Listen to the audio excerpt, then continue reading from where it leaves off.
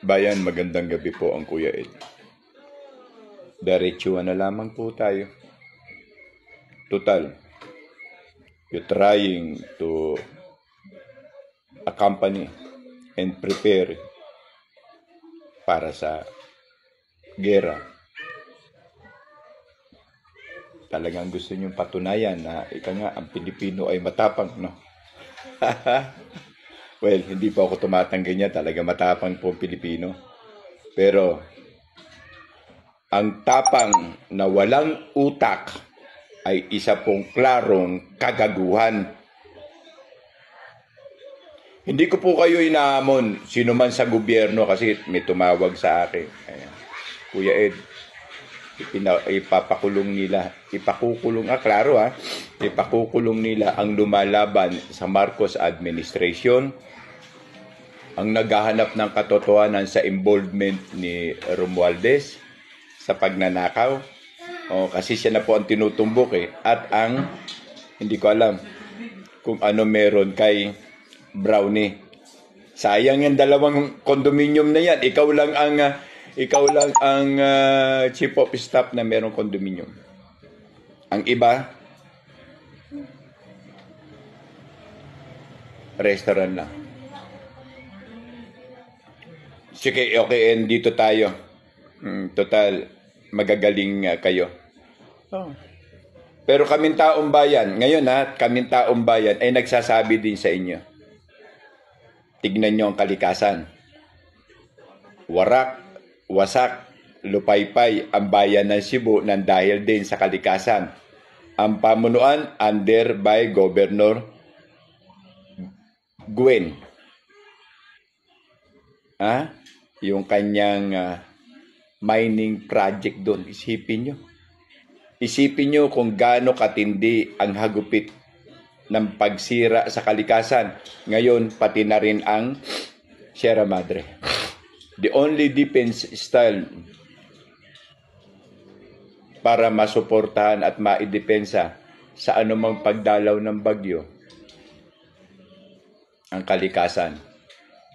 Ang inang kalikasan ng Sierra Madre. Alam ko po, matatapang kayo, putang ina. Kaya nyo, kayo nasa pamunuan Putang na. Pakulong kami.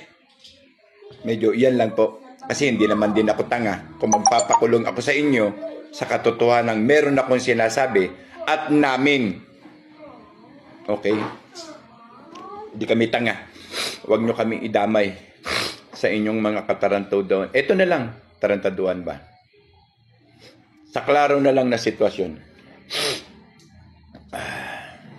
Kung matapang talaga kayo, kung gusto nyo ng gera, unang-una, gera sa korupsyon. Pangalawa, gera sa paglaban at pagsira sa kalikasan. Pangatlo, gera upang harapin at i-develop ang ating likas na yaman. Dahil meron pa tayong 4 na area o 5 area sa bansa natin, kasama ang West Philippine Sea, Malampaya, and the others, na pwede pong pagkunan ng oil for almost 100 years. Pag yan po ay na-develop ng mga matatapang na sinasabi ninyo, tataas ang ating ekonomiya. Masusuportahan ng pag-develop ng likas na yaman na to ang atin pong mga pangangailangan. Pati po ang ating kaapu-apuhan ay makikinabang for almost 100 years na makakuha ng oil. Isang halimbawa po dito, bayan, ay ang Burkina Faso sa ilalim ng presidente na Ibrahim Traoré. Ang kanilang pera ay walang binatbat at walang inantas. Walang itinumbas sa pera ng Pilipinas sa piso. Pero ngayon, wala na pong binatbat ang piso sa pera nila. Dahil bakit? Alam natin ano meron sa development. Kaya nga tulo ang laway ng British, ng Amerika at ng France. Sa kanilang pangingialam na ngayon po ay hindi na pinahintulutan ng presidenteng ito. Tignan nyo ang kanilang mayabong na pag-unlad ng ekonomiya. Yun lang po ang isang utak ng isang matapang. Uulitin ko po, ang tapang na walang utak ay isa lamang kagaguhan.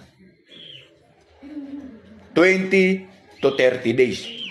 Siguro naman 20 to 30 days kapag dinevelop natin ang isang area na merong positive of high development ng oil at makakuha tayo ng 1,000 baril.